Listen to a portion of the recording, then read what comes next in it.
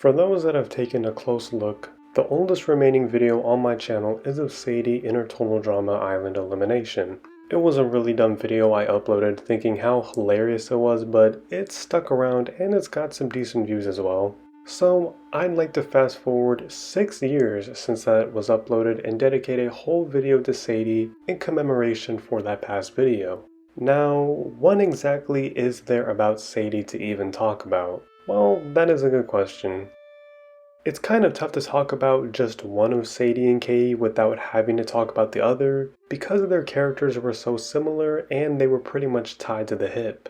There's actually only 4 episodes Sadie is in by herself, but she does very little in those. But despite the extreme similarities and inseparable nature the two of them have, there's actually some really interesting differences between the two. First off, there's the labels that every total drama character has. Some are cool, some are inaccurate, and some are kind of weird. Katie's label is simply the sweet girl. Not like she has a huge defining personality, so I mean, fair enough. But interestingly, Sadie's label is the sweet girl's friend. That's a bit odd, isn't it? Sadie couldn't even get her own label. She's simply just the friend of another.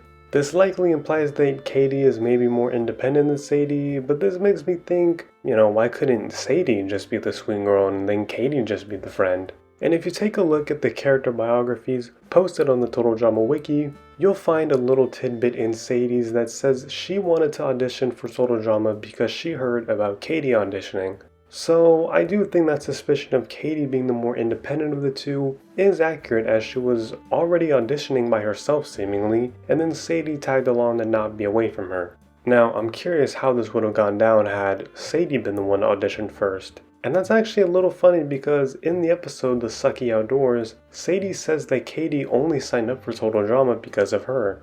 If it wasn't for me, you wouldn't even be on this show. I'd probably just chalk this up to a failure on fact-checking their own information rather than a straight-up contradiction, but it's still interesting to me. Maybe Sadie herself just really believes that. I mean, there's clearly a lot of underlying jealousy between the two that gets revealed in these arguments they had, so Sadie believing that is definitely possible. But it is an interesting point for Sadie to say that Katie relies on her. And then Katie dropped that bombshell that she's the prettier one of the two and how most people would agree with that. I think if you were to ask anybody who's watched the show if they had to remember more of either of them, I think more people would say Sadie. And I think some of that has to do with her staying a bit longer than Katie, but I also think her design might be a reason too. She's bigger and paler, but it makes her stand out a lot more, and truthfully, Katie is maybe the most forgettable character of the entire first generation, and I could say the same for Sadie, but maybe not so either. I'd like to think I've played a tiny contribution to Sadie being at least a little more remembered than Katie, but I mean, I can't take all of the credit here. One other really interesting thing I wanted to point out when snooping around the wiki was this archive post from Fresh TV's website, which labeled Katie as a character to appear in Revenge of the Island. There's some speculation she would have shown up in the same episode as Lindsay did with the runway and everything, but there's really no way of actually knowing. Still though, I find this interesting because Katie would have been the one to make a guest appearance by herself. Sadie had already competed a tiny bit by herself, and it's clear that Katie was intended to be the more independent of the two, so I guess this would be a way of reaffirming that and evening the score between her and Sadie. I also think that since this was like a runway model type of thing, that this would actually confirm Katie's thoughts of being the prettier of the two of them, but again, there's really no way of knowing all this. But if we go back to Phobia Factor, the first episode where the two of them were split up, Sadie is the one who faces her fear alongside Lindsay, which was having a bad hair day. So to me, I think there is jealousy towards Katie for her perceived attractiveness, and if anything, Sadie would have been a better choice for a runway type of challenge.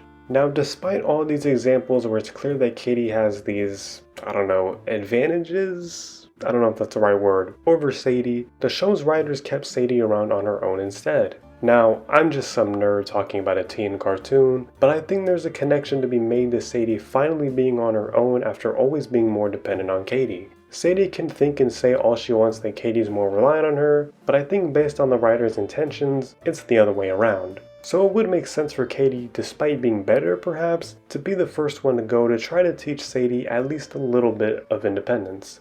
I don't sound that crazy thinking that, right? But again, I might sound crazy considering the fact that Sadie didn't really do anything after Katie was voted out. It was a toss-up between the two, and after Katie left, Sadie just couldn't stop crying about it. And phobia factor, we learned that Sadie's biggest fear is having a bad hair day, which, okay then, and she and Lindsay overcome this fear together. There's a moment here where they each compliment each other, so at least Sadie was able to have a nice interaction with somebody that wasn't Katie. I mean, this never went anywhere after this, but there was at least some improvement made after Katie had left. For the next 3 episodes, Sadie has a grand total of 0 lines. She literally does nothing. She's involved in the challenges and is a contributor to the Killer Bass's newfound winning streak, but she doesn't do anything significant or at the very least say anything at all. And up the creek, Duncan rounds up her and Harold to canoe with him. In Paintball Deer Hunter, she's almost shot by Beth, but Heather interrupts that and Sadie gets away. And If You Can't Take the Heat, Sadie teams up with Harold to cook together, but we never really see them do anything, although Sadie does join the others in laughing at Harold's underwear. And actually, something else that I did find while snooping around was that Sadie was originally going to speak in this episode. Original storyboards of the episode are on the wiki, and in these, the Killer Bass's story is completely different. There's no episode-long bullying of Harold, but instead a huge food fight between all members of the team. It's here that Sadie and Harold get involved and then have a small conversation during the events. It's all kinda hard to read, but I find it interesting that Sadie would have at least done something, and then this whole thing just got scrapped. And I guess I'm curious too about a potential friendship between Harold and Sadie. Now granted, all they did was just work together in 2 challenges, one of which was by force thanks to Duncan, but it definitely would have been interesting to see if this could have been a legit friendship. And then in Who Can You Trust, Sadie again doesn't really do a whole lot, but this is her elimination episode. She's paired up with Courtney and has to shoot apples at an arrow on Courtney's head while blindfolded, and Sadie is really bad at this. So she gets carried away with it, and she gets so carried away with it that Chris himself has to intervene. Then, at the elimination ceremony, Sadie is voted out. This is then when Sadie drops her iconic line about marshmallow eating freaks and storms off crying due to being voted out. I mean, she definitely deserved to go, but I love this moment because of how out of nowhere it is. The last time Sadie ever got mad was with Katie, and that was because they thought they were in serious danger, but here, Sadie just snapped on everyone for rightfully voting her out. I love it though.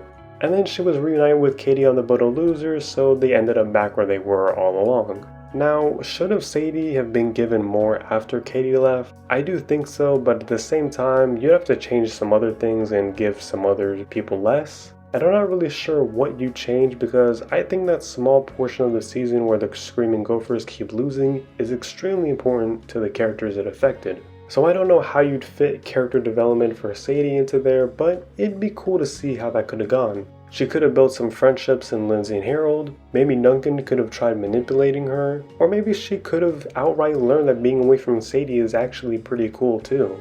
And of course, Sadie is one of the only people, along with Katie and Eva, who never ended up returning for another season. Katie and Sadie weren't even on Redonkul's race, but I think a spot could have gone to either of them on World Tour, for example. You could maybe put them both on Action or World Tour, but I think they'd have to be separated, otherwise they'd just be running in circles. Sadie by herself on World Tour would actually be super cool, unless of course she just would have been treated as fodder like the rest of Team Victory. I think there's a lot about Sadie that's quite interesting, but a lot of the stuff doesn't really come out right in your face or anything. A lot of it is background stuff that you have to look up or theorize about when watching Total Drama, and unfortunately, Katie and Sadie just got nothing compared to the rest of their first generation counterparts. Despite all of this, I still wanted to give my respect to Sadie because whether you like it or not, she is a legend to this channel. That video has lasted for a lot longer than it should have, but nonetheless, Sadie's history, past and present here, will remain and will be respected. You know what? That's fine with me, you marshmallow-eating freaks! Let me know down below what you think of Sadie and anything I had to say that might have sounded just completely ridiculous, because there probably was a lot. Also, let me know down below what else you'd like to see me talk about on this channel. Like the video, subscribe for more videos, and yeah, thank you for watching.